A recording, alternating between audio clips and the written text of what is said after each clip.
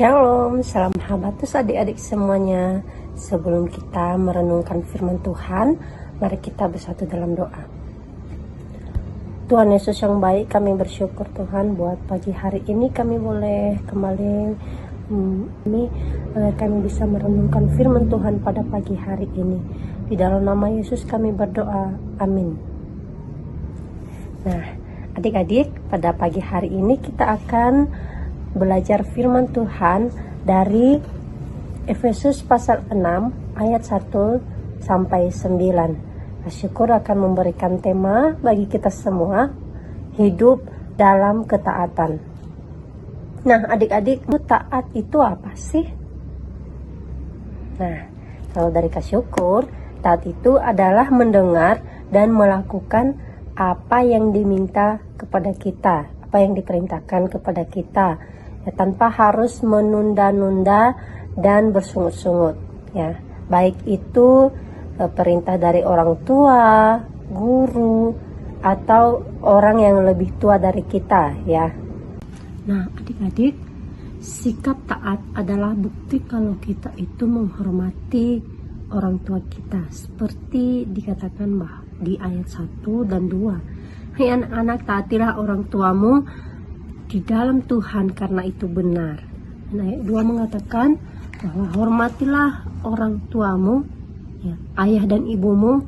Ini adalah suatu perintah yang penting seperti yang nyata di janji ini, ya, supaya kamu panjang umur, ya, dan berbahagia di bumi. Nah, adik-adik, di sini tentunya semuanya pengen panjang umur, pengen bahagia selalu, ya. Dan firman Tuhan mengatakan kalau kita, ya, pengen panjang umur, ingin bahagia, maka kita harus menghormati orang tua kita, ya. Contoh sikap taat kepada orang tua, contohnya kalau disuruh merapikan mainan, adik-adik harus bisa melakukannya sendiri, ya, belajar untuk merapikan mainan sendiri. Yang kedua, ketika orang tua menyuruh kita untuk membereskan tempat tidur, ya, nah adik-adik harus cepat-cepat, ya, harus bisa membereskan tempat tidur sendiri, ya, jangan harus orang tua yang membereskan tempat tidur, ya. Dan yang ketiga, ya, kalau disuruh mengerjakan PR, karena itu juga, ya, bermanfaat untuk diri adik-adik semua. Yang kalau disuruh sama papa dan mama, jangan jawabnya nanti, ya, lama-lama lupa deh. Itu nggak boleh, ya. Adik-adik, Tuhan juga tidak hanya menghendaki kita untuk taat kepada orang tua saja, ya. Tuhan ingin kita itu taat kepada guru juga, ya, guru, contohnya guru sekolah minggu, ya, guru di sekolah, dan juga taat kepada setiap aturan dimanapun kita berada, ya.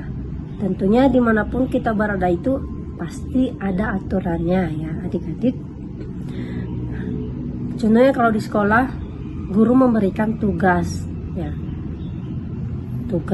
tugasnya itu harus dikerjakan misalnya mandiri, ya. Nah, adik-adik tidak boleh mencontek teman, tidak boleh curang, ya. Itu artinya taat, ya. Harus dikerjakan dengan jujur, ya. Dan juga kalau misalnya juga di sekolah minggu, ya, sama, ya, kalau misalnya ada tugas, ada kegiatan yang mandiri, itu harus dilakukan dengan sungguh-sungguh, ya. Dan juga kita harus taat pada aturan sekolah. Contohnya sekolah tidak mengizinkan main HP, ya, membawa HP saat di sekolah, tidak boleh main HP saat di kelas, ya. Itu harus ditaatinya. Tidak boleh bolos sekolah, ya. Berarti kalau bolos itu, kalau membawa HP, ya, apalagi main HP saat belajar, berarti itu namanya tidak taat, ya. Yesus taat bahkan sampai mati di kayu salib, ya. karena dia mengasihi adik-adik semua, mengasihi kita semua yang percaya kepadanya. Nah, oleh sebab itu adik-adik, kita harus melakukan ketaatan dengan penuh kasih, ya, dengan penuh ketulusan dan bersungguh-sungguh.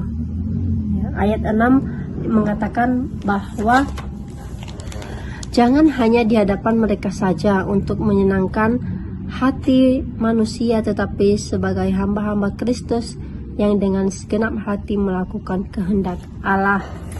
Nah, adik-adik, kalau misalnya kita melakukan sesuatu, ya, walaupun kita kelihatannya taat, tapi ayat 6 menegur kita jangan hanya di hadapan orang tua saja kita rajin, jangan di hadapan guru di sekolah saja kita rajin mengerjakan PR. Ya, saat kita dilihat kita rajin, kita sungguh-sungguh.